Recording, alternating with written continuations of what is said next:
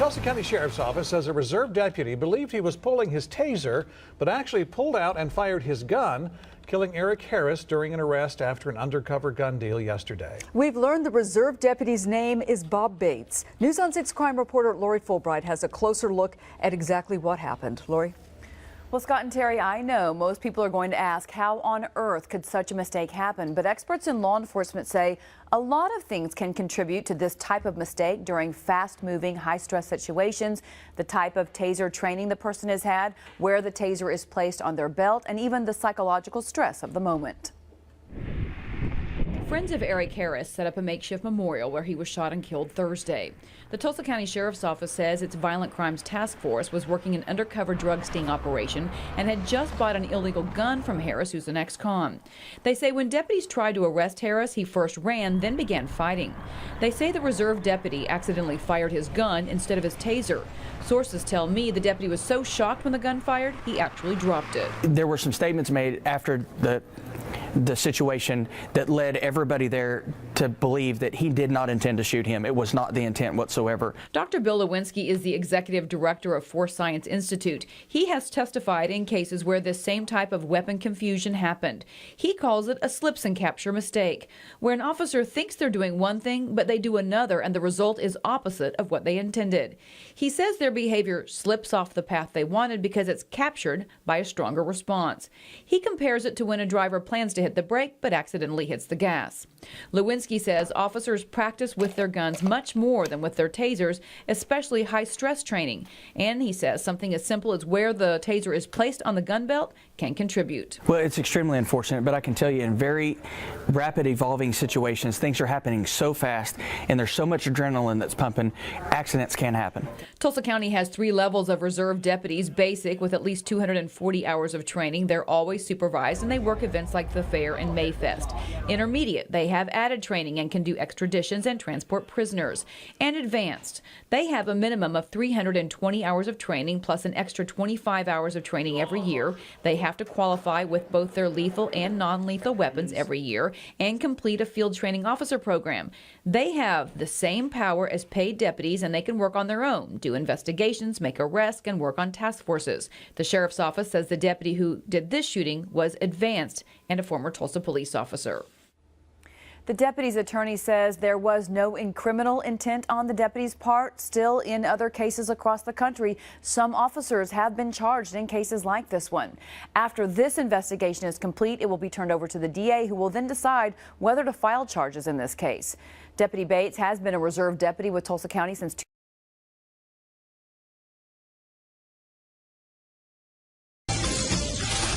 Well, a federal judge has just ordered California taxpayers to pay for a convicted murderer's sex change. According to the judge, denying Michelle Lael Norsworthy's surgery would be a violation of his constitutional rights. We're here to debate this question, which doesn't even seem real, and yet it is. Attorneys Paul Milius and Seth Furstenweg. Great to see you both this morning. So, Paul, let's start with you. In what sense does an inmate have a right to force taxpayers to pay for his hormone treatments for a condition that is not universally recognized as a medical condition? The law is pretty clear on this. If there is a serious medical need and the government shows deliberate indifference to that need, then it violates his 8th Amendment rights against cruel and inhuman treatment.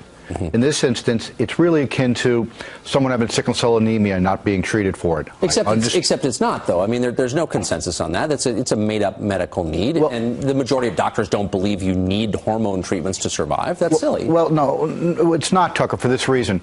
There was a hearing, and experts were on both sides, and the judge heard all the evidence as it pertained to this particular matter. I appreciate that this is different in terms of being a physical ailment, but mental ailments also can be considered constitutionally protected. And that is where the law is trending, whether we agree with it or not. So, Seth, is this the same as sickle cell anemia? And if you had sickle cell anemia, how would you feel about that analogy? Well, for someone who has that kind of a condition, then that's very serious, and someone needs constitutional protection to get necessary medical treatment. But there's one critical fact that we haven't quite yet covered. The ultimate issue in this case is not whether the taxpayers should get gouged for hormone treatment, but whether this person is now entitled to get sex reversal surgery at taxpayer expense.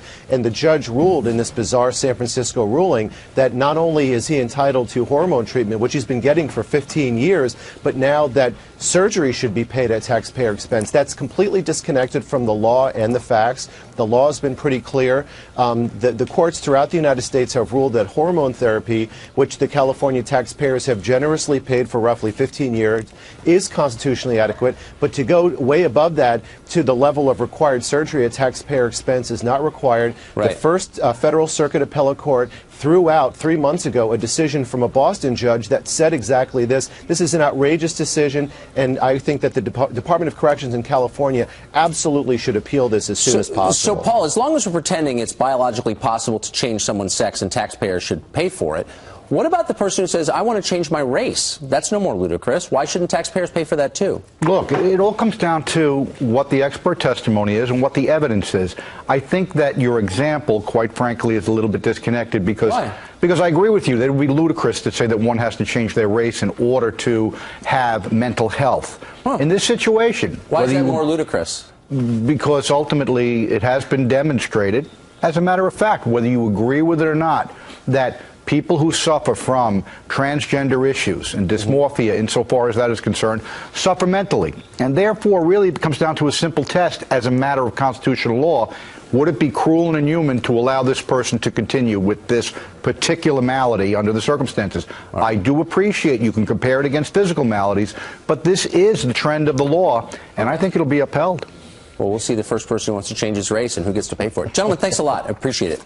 You bet.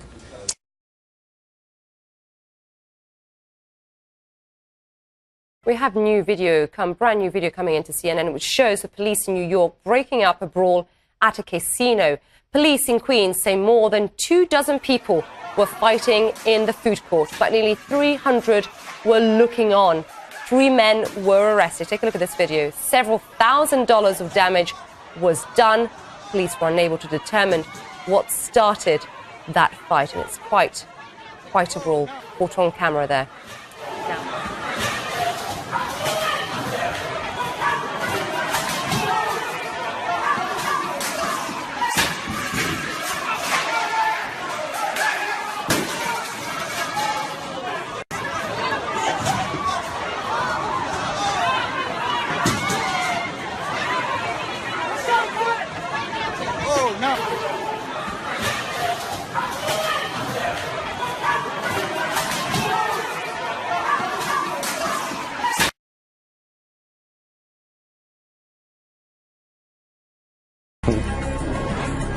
On to something serious. Parents, listen up. Your kids might be getting their hands on a new type of drug, more dangerous than anything we've seen before. Here to explain what they are, David Murray, a senior fellow at the Hudson Institute who worked in the federal government's Office of National Drug Policy. Thank you so much for being with us. Good morning, Anna. Thank you. Well, this all of the examples you're going to tell us, it seems like they're your typical drug amped up a bit. And the first one is called Flocka. It's a synthetic designer drug. Tell me about this. Yeah, Flocka is a new drug appearing on the streets. It has amphetamine-like qualities. It's a stimulant. It's actually a concentrate and synthetic out of a drug that's been around for a little bit. There's a drug found in the Middle East, in Somalia and Ethiopia, called khat. And as communities settled in the United States, they smuggled in khat as a plant, a leafy plant. Very low potency, and it's a stimulant. But, of course, along come the designer chemists and the rogue labs, and they concentrate and synthesize the cathinones, the chemicals inside khat, and are now producing a highly potent, very dangerous, relatively new and somewhat unknown drug, the Flocka. And it produces intense effects of stimulation, of adrenal-like consequences for your heart, for blood pressure, and people have extraordinary strength, the fight or flight type of syndrome, and they kind of go crazy with it. And basically what you get is the possibility of seizure. You get high temperature rises, the brain begins to metaphorically boil, and it's extremely dangerous and an unknown substance. I think what parents are going to be worried about, though, is their access to this and how cheap is it? If there's, Exactly. you know, if it's very prevalent and you can get your hands on it, you know, what's the deal? The next one is shatter. What is this? I guess it's a marijuana concentrate that's been processed even more. Yes, it is, and it's actually the most dangerous in many regards. It's not killing people outright, but it's so widespread in American life, marijuana, and people have a false sense that they kind of know what marijuana is. I'm a baby boomer. I grew up with it. I thought, well, I know the nature of marijuana, and I can handle the risks. That marijuana from my day was 3 to 4% potency with THC, the chemical compound that is the intoxicant in marijuana. Well, today on the street average, it's 13 to 14% THC. Well, hang on a second. Because of Colorado and legalization, a new market has emerged with chemists once again concentrating so intensely the amount of THC. And the new drug Shatter is available in Colorado because of legalization. It's being smuggled into all parts of the country, 70 to 80% So it sounds THC. This is a neurotoxin and it causes psychosis. Sounds like we're going to be seeing a lot more of it. This next one, fentanyl, is something that's actually legal in the medical community, but it's getting into the wrong hands. Talk about this. Exactly. Fentanyl is a very valuable synthetic opiate, a narcotic drug used in medicine, used in anesthesiology, used in surgery appropriately. But it's so extraordinarily powerful, many more times powerful than heroin or morphine, and it's being diverted out of legitimate medical use onto the street, mixed with heroin, and it's being manufactured in rogue labs in Mexico, smuggled into the country, and people are adding it to heroin. This drug is so potent. First responders are told, don't even touch it. It can be absorbed through the skin. Don't inhale it. It leads to respiratory arrest. It's killing people deader than a hammer right away. And of course, all of these drugs are dangerous for anyone, but particularly for young people whose brains are still developing. We really appreciate your time today, letting us know about these 3 drugs a lot of folks probably haven't even heard of. David Murray, thank you. All right. And happy Easter.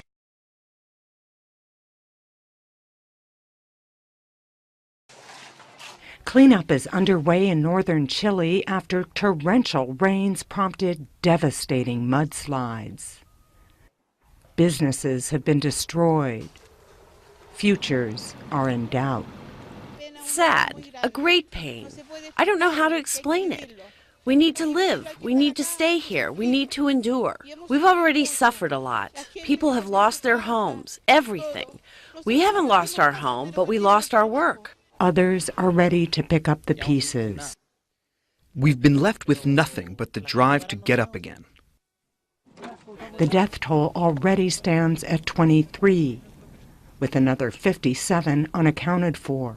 Makeshift homes have been set up in tent camps. Children still find a semblance of ordinary life. But it is a grim landscape, filled with reminders of what once was and hope for what can be.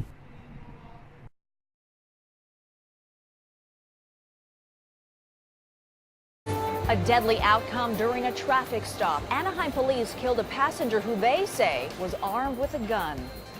Good evening, everyone. I'm Andrea from GE. And I'm Juan Fernandez. This shooting happened this morning in the city of Orange. Police stopped a Prius on Glasell Street and Lincoln Avenue. CBS 2's Adriana Weingold has the latest for us on the investigation. Adriana? Well, Juan, police have been on scene all day long. Glasell and Lincoln has been closed as investigators try and figure out what exactly led to this officer-involved shooting.